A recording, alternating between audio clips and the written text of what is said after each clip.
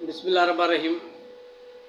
जैसा कि मैंने अपने यूट्यूब चैनल पे जुल्फ़िकार अली साहब यूट्यूब चैनल पे पहले भी नेब ऑर्डिनेंस 1999 और उसमें जो अमेंडमेंट हुई थी 2021 में इमरान खान की हुकूमत में, उसके बाद जो अमेंडमेंट एक्ट के हैसियत में जो इस गवर्नमेंट ने यानी मौजूदा गवर्नमेंट ने जो तरामीम नेब ऑर्डिनेंस 1999 में एक्ट की सूरत में लाई थी, जो उस वक्त जब मैंने ये लेक्चर दिया था अपने यूट्यूब चैनल पे यानी जुल्फ़िकार अली साहब यूट्यूब चैनल पे, उस वक्त वो अभी सदर पाकिस्तान से पास नहीं हुआ था। जब ये 22 जून 2022 को फाइनल एक्ट हो गया यानी पास हो गया अंडर आर्टिकल 75 के सब आर्टिकल 2 के तहत, ये आर्टिकल 75 क्या है ऑफ कॉन्स्टिट्यूशन ऑफ पाकिस्तान 1973, इसका मतलब ये है सब आर्टिकल 2 का, अगर कोई भी बिल सदर पाकिस्तान को भिजवाया जाएगा तो वो उसको वापस उस जॉइंट सिटिंग के लिए पार्लियामेंट में भेज सकता है एतराज़ लगाकर। पहली मर्तबा जब वो जॉइंट सिटिंग के बाद सदर के वापसी के हवाले से जब दूसरी मर्तबा उस बिल को सदर पाकिस्तान को भिजवाया जाएगा तो वो उसको 10 दिन के अंदर, it means with in 10 days, 10 दिन के अंदर उसको पास करने का पाबंद है। अगर 10 दिन गुजर जाने के बाद भी वो कोई असेंट नहीं देता तो ये तस्वर किया जाएगा कि ये बिल पास हो गया और उसकी शक्ल एक्ट में तब्दील हो जाएगी। इस एक्ट नेब ऑर्डिनेंस एक्ट 2022 का भी यही मतलब है कि पहली मर्तबा सदर पाकिस्तान को भेजा गया, उसने इसको एतराज़ लगाकर वापस भेज दिया पार्लियामेंट को। फिर दूसरी मर्तबा पार्लियामेंट ने उसी एक्ट को अमेंडेड एक्ट 2022 नेब वाले को वापस भेजा सदर पाकिस्तान को फॉर हिज असेंट। 10 दिन हो गए, उसने पास किया नहीं किया, लेकिन उसके बाद ये फाइनल एक्ट हो गया 2022। अब इसको 22 जून 2022 की गज़ेट में शाया किया गया कि ये अब नेब एक्ट 2022 से अब इस पे फ़ौरन अमल दरामद होगा। ये था 75 आर्टिकल मैंने आपको बताया, लेकिन अब मैं आपको बताऊंगा कि नेब एक्ट ये 1999 का आप देख लें। ये था पहला जो सदर पाकिस्तान उस वक्त था परवेज़ मुशर्रफ, उसने ये कानून बनाया था। ये कानून क्यों बनाया था कि इसमें 35 सेक्शन आप देख लें, उसमें जो पहला जो नेब का एहतसाब का कानून था, एहतसाब एक्ट 1997 यानी नवाज शरीफ ने जो बनाया था, नवाज शरीफ के हुकूमत में जो बना था, उसको उसने रिपील किया।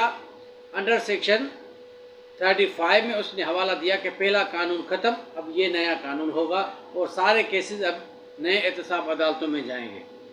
ये था 35। लेकिन इमरान खान की हुकूमत ने जो 2021 में अमेंडमेंट की थी इस नेब ऑर्डिनेंस में, वो भी मैंने आपको अपने यूट्यूब चैनल पे जुल्फ़िकार अली साहब में आप देख लें, उसमें मैंने वो सब कुछ उसका मतलब बता दिया है कि 2021 की जो अमेंडमेंट थी वो क्या थी, कितने सेक्शन में थी। और इस एक्ट जो नेब ऑर्डिनेंस 1999 में जो 2022 में तरमीम की गई है, वो भी मैंने अपने यूट्यूब चैनल पे आपको बताया है। लेकिन अब ये गज़ेट जैसे हुआ यानी फाइनल जब ये एक्ट हो गया, अब उसके बाद मैंने ये सोचा कि आपको थोड़ा इसका ब्रीफली मुख्तसर तारुफ दोबारा भी करा लूँ ताकि आपको नेब एक्ट अब इसको पढ़ेंगे नेब एक्ट 2022। अब इसको लिखते भी हैं नेब अमेंडेड एक्ट 2022, लेकिन ये अमेंडमेंट भी है, लेकिन ये एक्ट की शक्ल हो गई भी।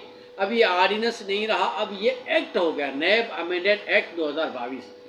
अच्छा, एक्ट क्या होता है और आर्डिनेंस क्या होता है? आर्डिनेंस ये होता है कि सदर पाकिस्तान कोई हुक्मनामा जारी कर ले, फिर वो असेंबली से पास करा ले। एक्ट क्या होता है कि पार्लियामेंट अब यानी नेशनल असेंबली और सेनेट कोई बिल पास करके सदर को भिजवा दे और वो पास करे, वो असेंट दे दे अपनी अंडर आर्टिकल 75 के तहत, वो एक्ट होता है। अब इसमें तरमीम के हवाले से सबसे पहले जो तरमीम है, सबसे पहले आपको सेक्शन 4 मुख्तसर सेक्शन में मैं आपको बताऊंगा कि सेक्शन 4 क्या है। सेक्शन 4 जो था वो पहले और अभी ये सारे पाकिस्तान के लोगों पे होगा, सब की मिल्कियतों पे होगा, लेकिन जो इसमें सब सेक्शन 2 सेक्शन 4 का जो सब क्लास 2 है उसमें आप देख लें, पढ़ लें, मैं आपको थोड़ा मुख्तसर दिखा भी देता हूँ, या आप देख लें। इसमें सब सेक्शन 2 में जो कैबिनेट डिसीशंस होंगे, फेडरल के, सूबाई के, जो जॉइंट बोर्ड के डिसीशंस होंगे, यानी जो मोर देन वन जो कंबाइंड डिसीशंस होंगे, यानी एक बंदे के अलावा अगर जो कोई डिसीशंस होंगे, बहुत सारे लोग बैठे होंगे उस पर ये नैब का एक्ट 2022 लागू नहीं होगा। और दूसरा जो सेक्शन है वो है बेनामीदार। मैंने आपको बताया था बेनामीदार था सेक्शन 5 की सब सेक्शन ई, क्लास ई आप कर लें। उसमें यह था, पहले बेनामीदार था, किसी भी बंदे को आप कह लें भाई ये आपकी प्रॉपर्टी, ये तो गरीब है जिसके नाम पे ये प्रॉपर्टी, ये आपका नौकर था, ये भांजा है या भतीजा है, आपने अपनी मिल्कियत बना के करप्शन से इनके नाम कर लिया। अब ये ऐसे नहीं होगा, अब होगा कि ये साबित करना पड़ेगा कि ये प्रॉपर्टी जिसको आप बेनामी कहते हैं, जिसके खिलाफ आप इल्ज़ाम लगा रहे हैं, उसने खरीदी, ये आप एविडेंस देंगे कि पैसे इसने भरे, इसने अपने इसमें कोई एविडेंस या कोई उस डॉक्यूमेंट में रजिस्ट्री में इसका नाम या इसकी इन्वॉल्वमेंट है। और दूसरा कि ये प्रॉपर्टी कब्जे उसी बंदे के नाम हाथ में होनी चाहिए जिसके खिलाफ आप इल्ज़ाम लगा रहे हैं। ये थोड़ा बहुत मुश्किल हो जाएगा। और जो मैं आपको एक बताऊं कि सेक्शन 9 जो था वो उसमें बेल का रिलीफ वही सेम ही है कि जो नैब अकाउंटेबिलिटी कोड होगी, लेकिन जो नैब का जज था पहले, अब उसको तब्दील किया गया। लेकिन नैब का जज पहले सर्विस वाला हो, बिना सर्विस वाला हो, एडिशनल भी हो सकता है, लेकिन अभी इसमें ये है कि डिस्ट्रिक्ट एंड सेशन जज सर्विंग होगा। कोई भी रिटायर बंदा अभी नैब का जज नहीं लग सकता। अच्छा, उसके बाद क्या है, जो सेक्शन 16 था, सेक्शन 16 यानी ट्रायल के हवाले से ये था कि 1999 वाला जो नैब का ऑर्डिनेंस था उसमें 30 दिन के अंदर केस चलाना लाजमी था। इमरान खान ने 6 महीने कर दिया, इस हुकूमत ने यानी इस मौजूदा गवर्नमेंट ने 1 साल कर दिया कि 1 साल के अंदर जो है ना वो नैब की कोर्ट जो है वो उस केस को यानी नैब के रेफरेंस को चला के ख़त्म करेगी। अगर जवाबदार को सज़ा आ गई तो पहले था कि 10 दिन के अंदर अपील कर सकता है, लेकिन अब अमेंडमेंट आ गई है इस नैब एक्ट 2022 में कि 30 दिन का टाइम रखा है कि जिस बंदे के खिलाफ अगर कोई कन्विक्शन आ जाती है वो 30 दिन है उसको अपील करने के लिए, वो 30 दिन के अंदर अपील कर सकता है। एक्विटल के हवाले से वही 10 दिन रखे गए हैं। सेक्शन 14 को ख़त्म किया गया है, यानी प्रिजम्पशंस को ख़त्म किया गया। प्रिजम्पशंस यानी मफरूज़े के बुनियाद पर आप किसके खिलाफ इंक्वायरी या इन्वेस्टिगेशन नहीं कर सकते। ठीक है, ये भी सही हुआ, सही लगता भी है।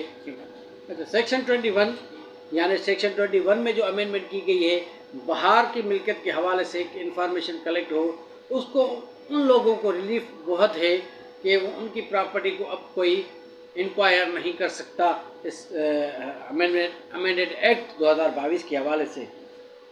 उसके अलावा सेक्शन 23 जो था कि कोई भी बंदा इंक्वायरी इन्वेस्टिगेशन अगर किसी को पता चल जाए कि मेरे खिलाफ कोई इंक्वायरी या इन्वेस्टिगेशन नैब ने शुरू कर लिए, तो उसकी प्रॉपर्टी वो न भेज सकता था, न किसी को दे सकता था, कुछ भी उसमें यानी वो सेल आउट नहीं कर सकता था। अब 23 के हवाले से के तो उसको ख़त्म किया गया है। अब वो कोई इंक्वायरी हो, इन्वेस्टिगेशन हो, रेफरेंस हो, कोई स्टे नहीं है, कोई लिमिटेशन नहीं है, कोई प्रोहिबिशन नहीं, वो आप भेज सकते हैं अपनी प्रॉपर्टी।